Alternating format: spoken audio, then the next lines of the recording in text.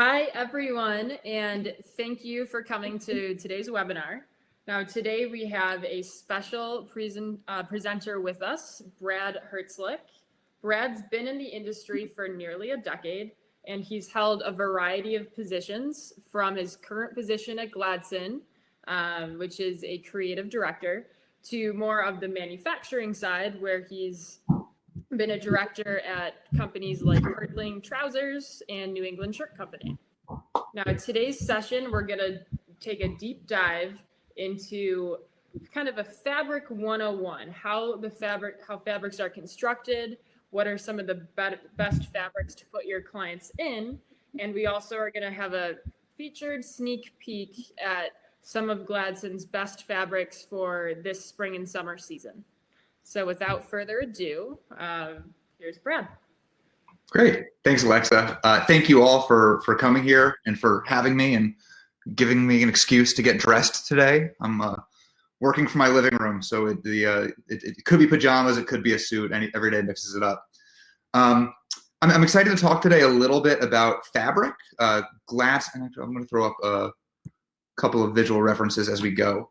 But as Alexa, I'm the creative director for Gladson New York. We are a fabric design house and merchant, and what that means is we design and manufacture our own proprietary fabrics, as well as partnering with mills around the world to curate the best collections for our clientele here in the States, and that's the merchant part of the business. As we are, I'm going to skip through, but these are a couple of mills that we represent. Hardy Minnis is actually a mill that we own and operate in London.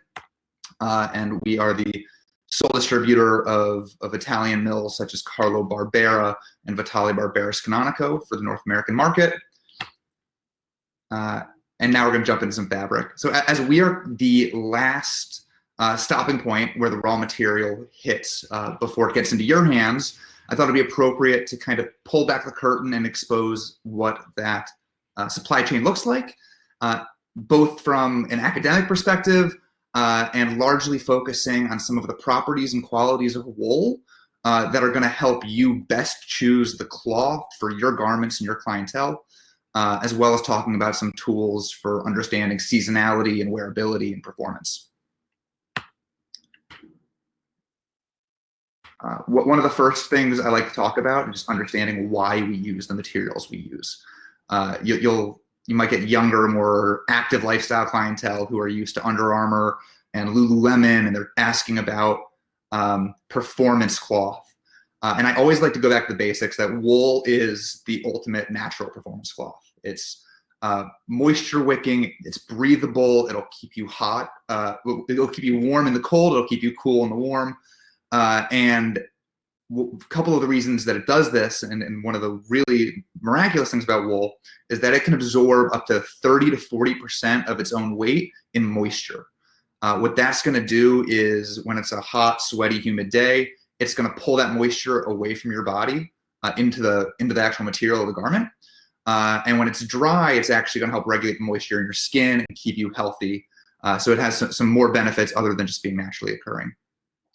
That's also why when you see like English hunting attire and country wear, they'll often talk about things like Harris tweed and Allsport tweed as being waterproof fabrics. They're certainly not water shedding, but they can absorb so much moisture without your skin feeling it, that this is one of the historical advantages to wool as a fiber. So we source all of our wool from Australia and New Zealand. When you start talking about luxury fabric for tailoring, you're typically going to be looking at merino wool, and it's almost always going to come from these regions. That has a little bit to do with the climate, the vegetation, the insects that might be detrimental in other areas to the animals. And we're going to talk a lot about wool today. Understand there are plenty of other fibers we use, such as mohair, which comes from the Angora goat in South Africa. Cashmere typically comes from China and Mongolia. All of these regions have historical heritage traditions that lend themselves to the craft, as well as ideal climates that allow these fibers to thrive in those areas. And of course, when you start talking about cotton, you're looking at Egypt or the US. When you start talking about flax for linen, we're looking at India and Ireland. So you'll hear about Irish linen a lot. We have our own Irish linen collection, which is a really beautiful, sturdy, breathable fabric for spring, summer. The sheep get a little haircut once a year, which brings us to the classing element, where master classers historically have looked at this raw fiber and evaluated it by eye and by hand and almost by instinct. We have some more scientific methods these days, but what is looked at when our mills are selecting their wool, particularly for tailored garments, they're looking at these elements I have listed here: the thickness, the crimp, the length, strength, elasticity, and recovery. All of these elements are going to have implications on how it breathes, how it wears. Things like crimp are going to talk about, does it spring back and maintain its shape? When I'm wearing a soft jacket like I'm wearing today, and I'm wearing it for a full day, when I hang it up at night, is it going to bounce back to the way I want it looking? A lot of these fly under the radar, and what people tend to talk about most in the classification process is just the fiber thickness. This is where super numbers come into play. I'm sure we've all heard claims about super 180s luxury fabrics, and that tends to overshadow the rest of these elements, but it is just one of them. So looking at the scale of super numbers here, you can kind of get a sense for where we're looking at. I know both super numbers and microns are a little bit hard to conceptualize, but for reference, the human hair is 50 to 70 microns. So we're talking about an extremely fine fiber that can definitely retain a lot of heat. That's why it's so good for insulation. Cashmere and super 180s are comparable in terms of the fiber thickness. And then when we start getting into what I would call super luxury, the 200s plus, you're actually looking at innovations in how animals are raised and how wool is treated, because historically these weren't even attainable, and they're starting to be. One of the reasons I like to spend a little bit more time talking about this classification process is I think one of the questions that I receive a lot, and I'm sure that you as sellers receive a lot, is why does your super 150s fabric or the suit in the super 150s cost so much different than what I can get down the street at, I don't know, say Indochino is a super 150s. What's the difference? Really, it boils down to the fact that, of course, there are garment construction and quality, but looking just at the cloth, the thickness of the fiber is one element. You can get a super thin, fine fiber that doesn't have the strength or the length or the elasticity, and it's going to be a much lower grade, a much lower price, and not perform as well for those reasons. I often make the comparison to the way you would evaluate a diamond. Like having the largest carat diamond is wonderful, and that's a nice bragging right to have. But if it doesn't have the clarity and the cut and the color you're looking for, it's not going to be quite the element you think it is. And Brad, another question I know whenever I'm with a customer, especially if they're new to custom clothing, they might say, I want the highest super number for my suit. I've heard a super 200s is the best. How do you go about explaining that to a customer that super 200s, it's great, but it might not be the best fit for you, or the differences? Great question. I think one of the things that I probably frustrate my customers with when they ask me questions is I never give a straight answer, because there are compromises that have to come on the table when you start looking at questions of durability and performance. When I use the word performance, I mean, will it spring back? Will it keep its shape? Will it have lifetime value? And then the big one is luxury, which means something a little bit different to everyone. In the US market, when we say luxury, people typically think of buttery luxury soft. Tissue paper is buttery soft luxury. You have to understand, though, that when you start getting into things like the 200s and even the 180s, this is a special occasion garment that is going to require extra care. You should probably buy an extra pair of trousers with it because it's not going to live as long as a Super 110s. If someone is looking for everyday suiting, I consider the sweet spot between the 110s and the 150s. That's where our Vitaly Barberis Canonico Legacy and Revenge collections live, respectively. And one of the beautiful things about this business is that you, as sellers, are the experts, and they're coming to you for a reason. So my job is to help you trust me, so your customers can trust you. So I do like to point that out, that when you start getting into 180s and more, you need to be very careful. Great. Yeah. So I'm going to skip ahead a few steps in the supply chain to start talking about how things are made and woven. In fact, I'm going to skip through quite a few of this because I do want to focus on elements of construction that are going to be the most applicable to you. With that in mind, I'm skipping past design. I'm skipping past some of the elements of cleaning and processing the wool. I will stop to talk about a couple of vocab words, namely woolen versus worsted. Pretty much everything you see in terms of clear finish, basic jacketing and suiting is going to be worsted. However, when you start looking at our tweeds and flannels, we do have both qualities. Basically, the distinction between these two types of fabric is that worsted is combed and woolen is not. So they both go through the same process of cleaning the fiber, aligning them to be spun into yarn. However, that combing process removes any shorter fibers, any inconsistencies, anything that might lead to a scratchier or heavier feel. And I just think that's an important distinction, so I will mention that.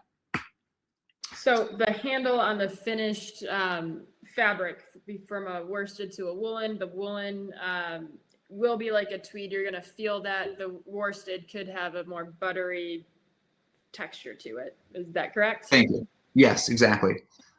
If you are using the Vitaly Barberis Canonico Winter Classics collection, for instance, which I know we do a good business with, there are both worsted and woolen qualities in there. So you can feel the difference between the Super 120s flannel, which is a worsted. It is going to feel a little bit more buttery, whereas the woolen finish, which I believe is a 100s, Super 100s, is going to feel a little bit denser. We have a question in the chat about suitability for seasonability. Good question. I would imagine that if you're looking for something that is going to be a little bit hardier in winter, woolen is going to be the choice. There are a couple reasons behind this, mostly because of the type of fiber chosen for these fabrics. As I mentioned, worsted is the way we use it for a flannel. Worsted is a Super 120s, and woolen, there are different expectations around quality and luxury, so we use a heavier, denser fiber. You're going to have a longer winter out of a worsted flannel than a woolen flannel. I'm going to skip past a bunch of these. Of course, yarn construction, this gets very technical, and there are a lot of elements there that have implications on the finished fabric. But some of the things that are going to be the most apparent in looking at cloth for your clientele is going to be the weave. A couple of vocab words right off the bat. We talk about warp and weft. Just as a quick understanding, when I say weft, I'm talking about fabric that runs across the fabric. When I say warp, I'm talking about the yarns and fiber that runs vertical, the length of the fabric. As a quick nomenclature, weft rhymes with left. So left and right. Warp has a P, like up and down. It's a quick memory tool. Ply, basically those warps and wefts are not individual yarns, but yarns twisted together. So if you hear someone talk about 2-ply both ways, that means that you have this extra dense multi-yarn thread running in both the vertical and horizontal. Most fabric made globally is going to be 2-ply in the vertical, in the warp, but only single-ply in the weft. The main reason is it's cheaper. There's less actual raw material in there. Typically a hallmark of luxury fabric and better performing fabric is going to be 2-ply both ways. And that's something I like to mention just because when you're looking at our English fabrics like Fresco, or you're looking at our Italian Super 150s, those are all 2-ply both ways. And finally, and this is the big one, the primary 3 weaves you will see in tailored clothing is going to be the plain weave, the twill, and the satin. I'd say 95% of cloth is going to be either a plain weave or a twill. Plain weave is also known as a tropical wool, which actually has nothing to do with the wool. It just has to do with how it's woven. And when you're looking for something very breathable, the plain weave is the right place to go. The reason for that is, I should define plain weave. Plain weave means every weft yarn goes over one, under one, over one, under one. So it's crossing over single yarns. Every time that yarn crosses another yarn, it creates a little air hole, like you can kind of see here between my fingers. That's going to allow for a lot more breathability. You're going to see it more in spring, summer fabrics. For instance, what I'm wearing today is actually a plain weave, and our Fresco is all a plain weave. So these are things that are going to increase breathability. It's also probably going to feel a little bit crisper because all of those air holes are going to lead to another inconsistency. So it's going to feel, I use the word crisp, but a little less buttery. Whereas in twill, you're going over multiple warp yarns, which is going to pack them together and make a smoother finish. So again, there is some compromise and trade-off there, but for breathability, plain weave's the way to go. I'm going to skip through some of the technical things. I will finish with a quick conversation about finishing. People often think that wool is the primary ingredient that goes into a suiting fabric, and that's a fair assumption, but water is actually the most used resource. I'm talking about this a little bit because today's Earth Day, but one of our priorities really is around sustainability and the efforts that go into everything from animal welfare to how the water is processed, recycled, reused in the source of fabrication and production, down to making sure that the looms in our mills are under a certain decibel point to protect the hearing and health and well-being of the employees there. So these are all elements that go behind the fabric you see. The finishing process really is a washing process, which cleans the fabric. It gives it that soft handle. Even the most luxury fabric is going to feel almost like burlap before it's finished. And there are many ways and recipes to handle finishing. Pretty much all of them include water. Dry finishing is going to be something more like the brushing, sometimes using like natural thistles to raise the fiber. That's where you're going to get some of these soft, lofty cashmeres and flannels. That's going to be a mix of a wet finishing and dry finishing process. And Brad, I've noticed, I mean, a lot of the fabrics we use for our industry, they're made in the UK or Italy. Is a reason for that because of the water? Okay. Thank you. No, this is perfect. So we talked a little bit about why we use different regions for sourcing the raw fiber. There are similar reasons around why we talk about luxury fabrics being Italian or English. And it's not just natural pride or heritage. There is something to say for many hundreds of years of family tradition and craft being passed down, and it's definitely a part of it. But the biggest element is the water composition that occurs in, I believe, only 2 places globally. The Biella region in Italy, which is in the foothills of the Alps, and in the Pennine Mountain Range, which is just next to Huddersfield, England, which are really the 2 global hubs of luxury woven fabric production. The water has a particular content and composition of the chemicals and the chlorine structure and things that are a little bit over my head. But at the end of the day, what it does is it creates an exceptionally luxurious fabric. It also requires less detergent in the finishing process and in the washing of the raw wool. So that keeps some of the chemicals and impurities out of the process, which has benefits in how the finished fabric works out, as well as the sustainability nature of production. I will touch on this quick vocab term. I threw out the word clear finish earlier, and just to be crystal on what I mean by that. A clear finish, also known as a hard finish, is what this gentleman on the left is wearing. It is what you think of when you think suiting cloth and most sport jacketing fabric. When I say milled finish, I'm referring to something with a flannel or like a lofty hand, like the gentleman on the right. So if I throw those terms out, that's what I mean. We talked a little about sustainability. Perfect. I'm going to talk a little bit. I know we ate up some time there, but I want to make sure I talk about some collections that are going to be most pertinent for your spring and summer. Some of the screen grabs I'm showing you in a moment are from a document we call the Gladson Pocket Guide, and Alexa is going to make that available for download at the end of our presentation. What I'm showing here on the table of contents is just to illustrate that at any time we probably have 50 active collections, and there's a lot there to digest. We know we're probably not the only fabric vendor on the shelves, so we want to make it as easy as possible when looking at our collections to find the things you're looking for. I mentioned before that we are a fabric house with a few different umbrella categories, so I'll talk about some of those as well, those being mills like VBC, Hardy Minnis, Carlo Barbera.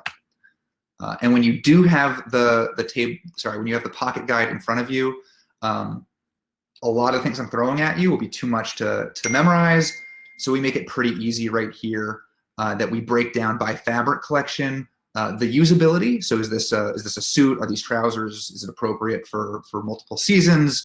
As well as the type of customer you might show this to. Here we're talking about a professional, but some of them might say creative or dandy, or I'm wearing a purple suit today. This is for a particular customer. And so we try to make it really easy. The pocket guide also just shows maybe 2 or 3 quick selling points, not quite as technical as we're getting into today. So it's mostly like, what does your customer need to know to understand why this fabric is good for him? We're going to focus on spring summer, but there is a range of seasonality here. In general, I talk about the 8 to 10 ounce range as year round. And today we're going to focus on a little bit in that range and under. So things that are going to be especially light and breathable. And for anyone on here too, if you carry our box line collection, Adrian Jewels, we partner with Gladson to produce a box line collection. So some of the fabrications Brad is reviewing, they're in our box line. If you wanted to carry more Gladson books, just respond to the email at the end of the webinar, or send me a direct email, and we'll get you set up with those books. Great point. If anything here is of particular interest, my contact information will be at the end of the presentation, and I'm happy to do a personal consultation on what will be best for you and your shop. Responding to a question in the chat, in general, the lower the weight, the lighter the fabric. So weight, when we talk about an ounce weight, we're talking about ounces per linear yard. So literally, if you take a yard of this fabric and put it on a scale, how much does it weigh? The assumption there is that the width of the fabric is what we call full width, which is about 58 to 60 inches. So yes, the lower the weight, the lighter the fabric. This is not always foolproof. We talked a little bit about how there are other elements such as weave and fiber density, and we didn't talk at all about yarn count, which is how thick the yarn is, but these all play in. But for instance, we have a 15 ounce fresco, which is a plain weave, remarkably breathable. 15 ounce on paper looks like a very heavy fabric, and it is, but that's actually going to be a very breathable fabric. So there are other things that play in. I mentioned these fabrics earlier, so I'm not going to spend too much time on them. But Vitale Barberis Canonico is the oldest and largest mill in Italy. A lot of the resources I'm pulling for this presentation were provided by that mill. They're exceptional at what they do. They are a workhorse of Italian suiting. They make beautiful things that combine luxury and durability very well. It's a suit you can wear every day for many years and still have that luxury element. Legacy is their 110s range. This is what I would consider our opening point for Italian suiting. and Revenge is their elevated range, their Super 150s, 2-ply both ways. This is a premium fabric. It's also our best-selling fabric for the U.S. market. Those become a little bit more year-round. I also want to highlight a collection from Hardy Minnis, which is our mill in England that we own and operate. I do want to point out this little crest above the name Hardy Minnis. Sorry, I'm going back and forth between the chat, and I don't want to skip this by. There's a question about the classification of Super 150s. This collection is 100% Super 150s. When we do put the composition on all of our fabric swatches in our collections. So you might see a fabric that is, for instance, we have a new stretch collection that uses a premium sustainable synthetic stretch fiber, and that is a 99% Super 130s. And 1% stretch. So we will talk about that in the breakdown. What I was mentioning is this crest above the Hardy Minnis name, which is a royal warrant. This doesn't mean much to many Americans, but in the UK, that is a designation to point out. It signifies that we provide fabric to the royal family. And in this case, Queen Elizabeth is a customer of ours. We are the only woolen merchant in the world to have that little accreditation.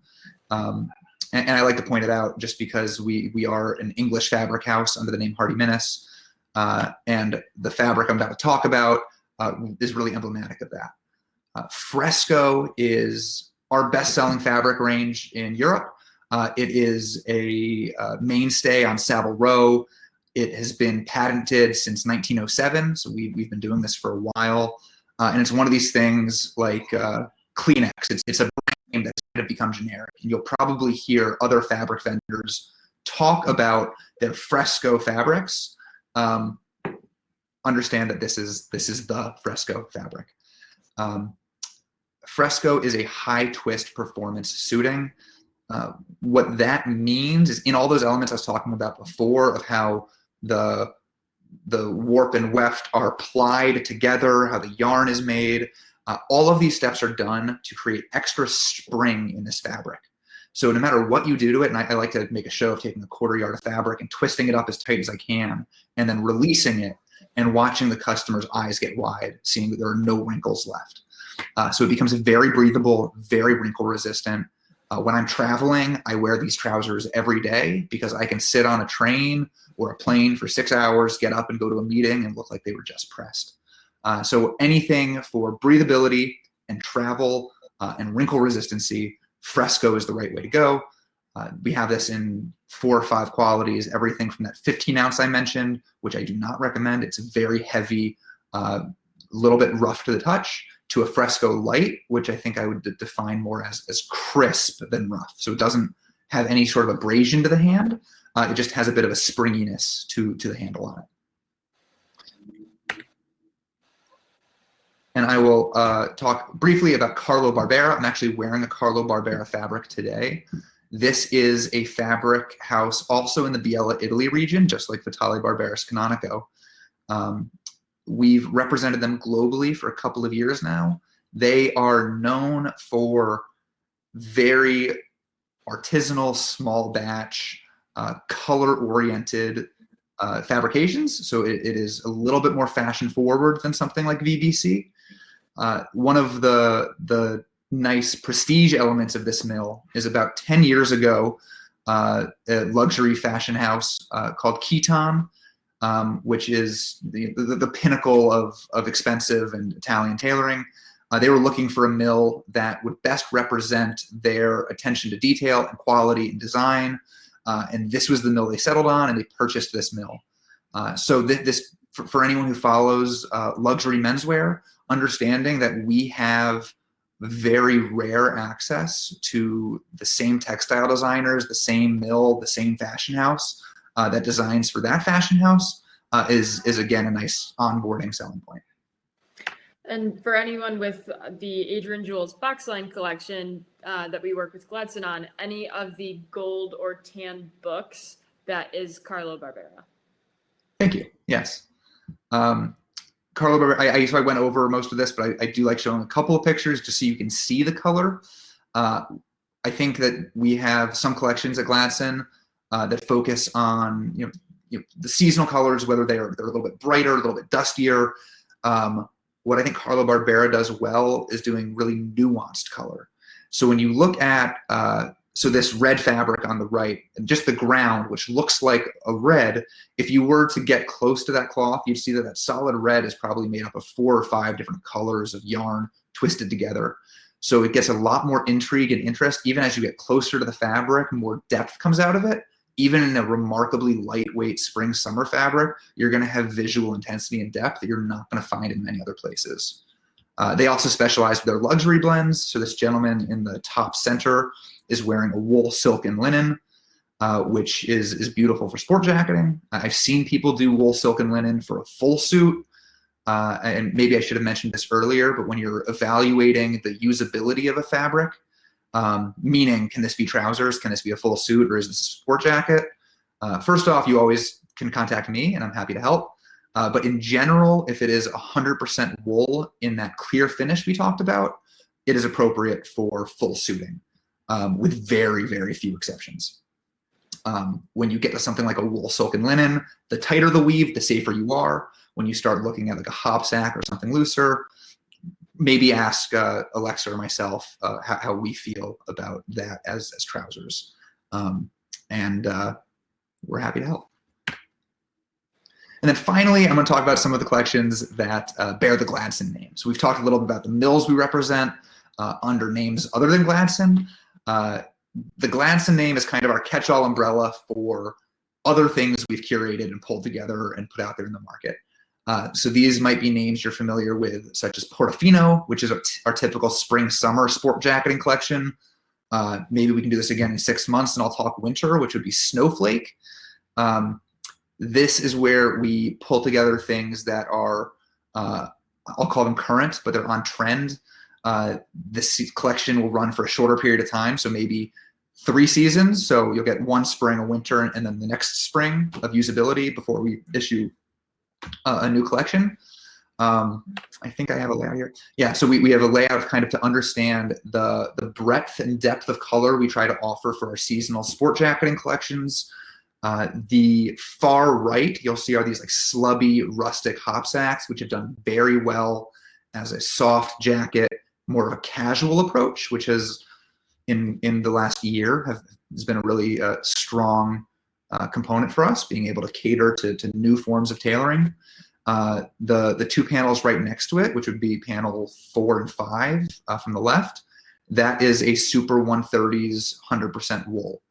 So when I was talking about things that are appropriate for full suiting, I do have a lot of clients that use these panels for full suits. Very loud fashion suits, tends to do well with creatives, people entertainment. A lot of athletes will go in this direction.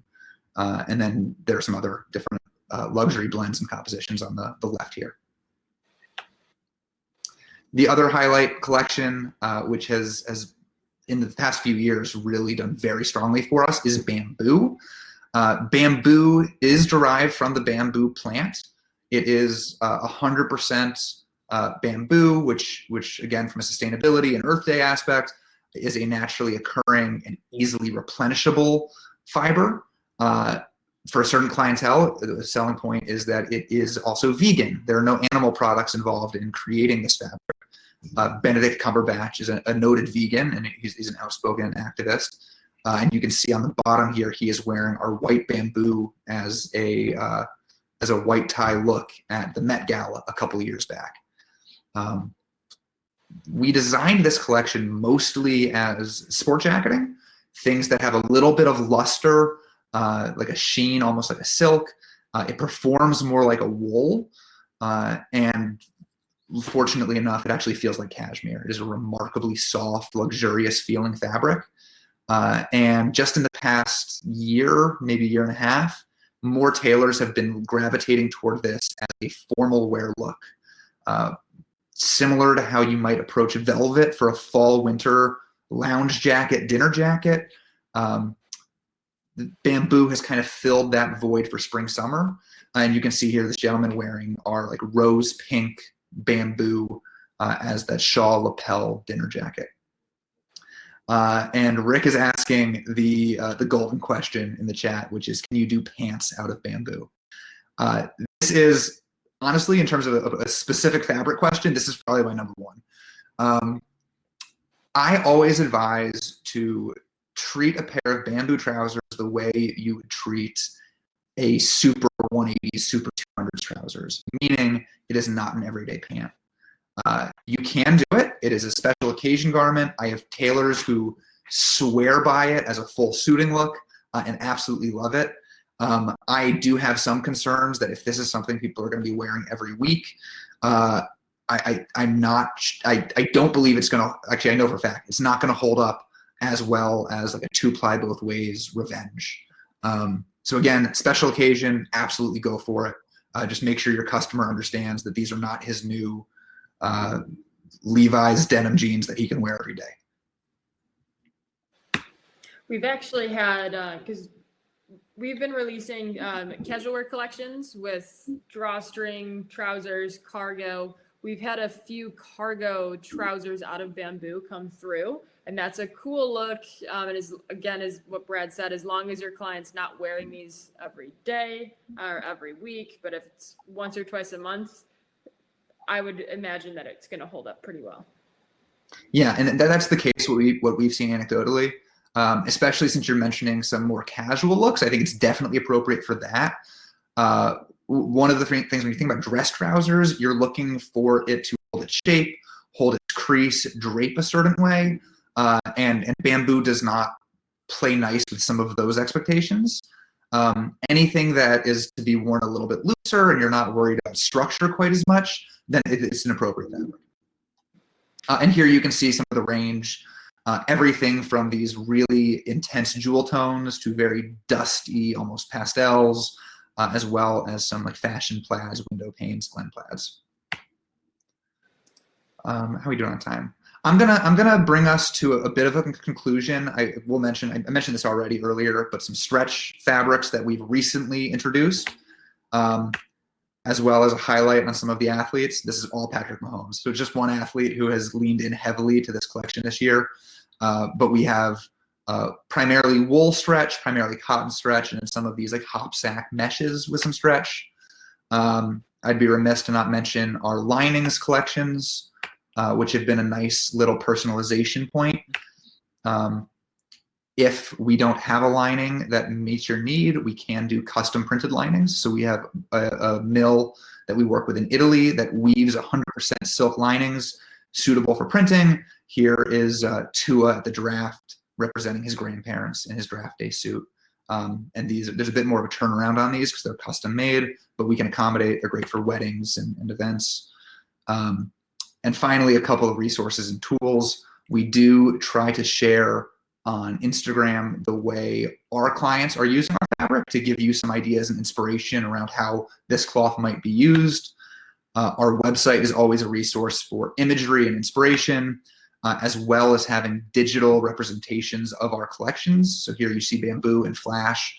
And even if you don't have the book in front of you and you're looking for a hard to find color or pattern, this might be the first place to check. And finally, that's me. So please feel free to grab my email or contact information here.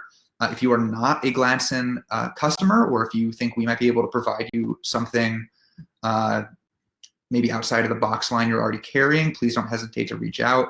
Alexa and I work very closely together, and we can definitely accommodate whatever you need to be supplied. Yeah, and just so everyone knows, I put this pocket guide up under handouts if you wanted to download it now. Again, if you want to carry a wider fabric collection from Gladson, you can reach out directly to me. I'm alex@adrianjewels.com, or to Brad. And we also work together that you could just order the Gladson fabrics through us when you're making the garment. That's called our Cloth Advantage program. And when you're entering the orders on our platform, you would just select AJ to order, and then Gladson as the fabric mill and the cloth number, and we take care of all the ordering, handling, invoicing for you. So again, thank you so much, Brad. This was very informative. I know I learned some things I didn't know. And I think everyone else in the audience did too. Great. This is very fun. We do have just a couple last questions. Yeah. The internet. Yeah. There's a little delay. Okay, so the first question is back to a Super 150s. If this is a client, let's say he wears these trousers once a week, how long, in terms of the fabric, should that last the customer? If it's once a week trouser. So this is probably the primary element of sustainability that I like to talk about in our industry. We make fabrics that are meant to last. It's not a great business model to make garments that will last generations, but we insist on doing it. Every customer is a little bit different, and some guys, maybe guys that are a little bit bigger, or wear their garment hard, especially if they are a bigger guy who likes to wear a trimmer garment. It might not have an infinite lifetime, and I always recommend getting a second pair of trousers. The aficionados would say you wear every other trouser every other time to have equal wear and age in them with the jacket. So there is no one-size-fits-all answer to that question, but our hope and our goal is to make fabric that can be passed down to the next generation. And just to add on that, and then, because we're also big on sustainability. I mean, we are essentially an MTO company. Everything's made to order. And as long as your client, if he's wearing something in 150s out of this line with our construction, I always tell clients they can gain up to or lose up to 20 pounds, and you'll be able to adjust that trouser to fit them. So it should be good for years. Great. And then I see another question here talking about an allergy to wool. So what pants might be recommended? Good question. We focused obviously on wool quite a bit today. We do have some cotton ranges. When it comes to cotton trousers, so to my background, as Alexa mentioned, I actually worked for a trouser manufacturer here in Brooklyn for several years, and so we've run the gambit in trouser construction. One of the disadvantages of cotton as a trouser is it's not going to spring back to its shape the same way that wool does. So we have a collection called Quest Cottons that is woven extremely densely, actually as a sateen weave. The satin weave is the one we didn't really talk about today. But what you're doing is you're packing fibers and yarns extremely close together to really help fight wrinkles and maintain shape, so you don't get that characteristic bagging in the knee or seat that you might get with other cottons. I would look at cotton. I would look at linen.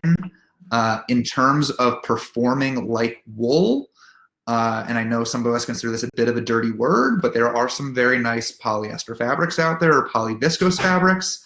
I don't recommend them as a core product to your offering. However, if you need to make accommodations for a particular customer, there are definitely synthetic options that will mimic wool without having some of those negative consequences for that allergy. Great. So Brad, thank you again. And everyone, this recording is going to be available by Friday afternoon under the resources tab on your online platform login. If you do not have a login, just send myself an email and we'll get you set up. All right. Thanks again, everyone. And thank you again, Brad, for your time. Great. Thanks to all. Thanks for having me.